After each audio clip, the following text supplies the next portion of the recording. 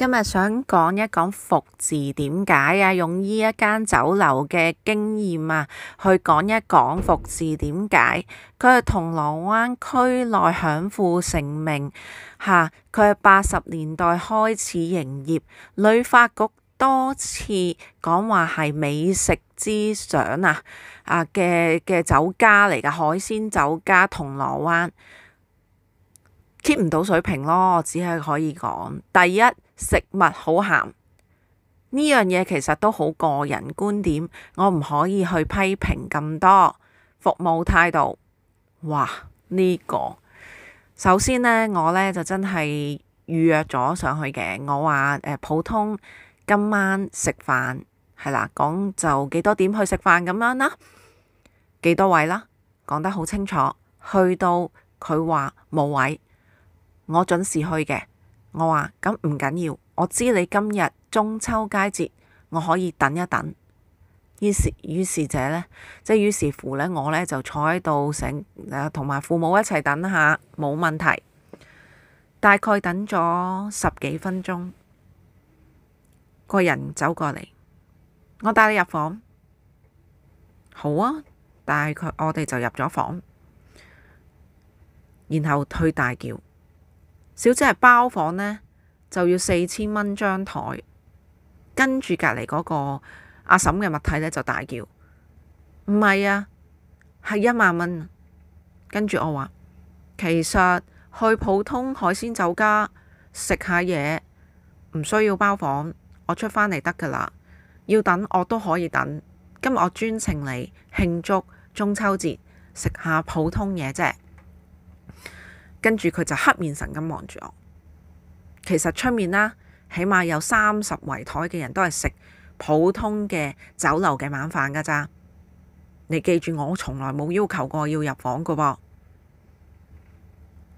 唔緊要啦，因為都夜啦，我哋有約咗，所以繼續。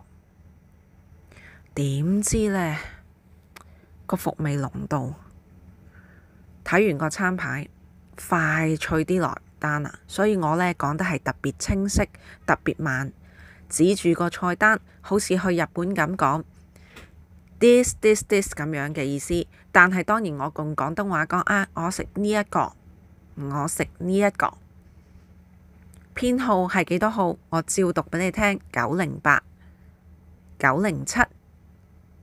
嘟。點知佢分咗3次過嚟。小姐，你冇嗌嗰樣嘢喎。小姐，你嗌嗰樣嘢冇喎。小姐啊，根本冇嗰樣嘢。喂，大佬啊，你其實呢3次都分咗10幾分鐘，我真係忍無可忍啦。我話要 check 單，你唔俾我 check。我第3次話要 check 單啦，我真係要 check 單。喂，成張單呢，我話要嗌嘅嘢食得2樣嘢，你又落單，其他全部我都冇嗌㗎。如果唔係你同我講冇嘅話，係咪嚟晒啲我唔食嘅嘢？跟住我又要同你講，我冇嗌過。你哋係咪想撩我發火啊？唉，我都唔知搞咩。跟住好啦，終於矯正咗個菜單，坐喺度食。哇，咁鹹嘅，個故事仲未完咯。返到屋企，開始個肚扭埋一嚿，我個仔都係，所以呢，第2日呢就要食白粥啦，又屙又嘔又發燒，個蠔餅就出事啦，係個蠔餅出事啊！我都係咁嘔，噴射式咁嘔。呢個咁嘅屹立喺銅鑼灣區，由80年代開始開嘅旅發局，多次俾呢個美食之最咩乜乜乜乜獎佢嗰間咁嘅海鮮酒家太咩係啦。點解會咁啊？我有啲失望咯。唉，好恐怖，我唔會再去㗎啦。我覺得好服啊。所以如果你你可能去銅鑼灣區食嘢，你自己小心呢間酒樓。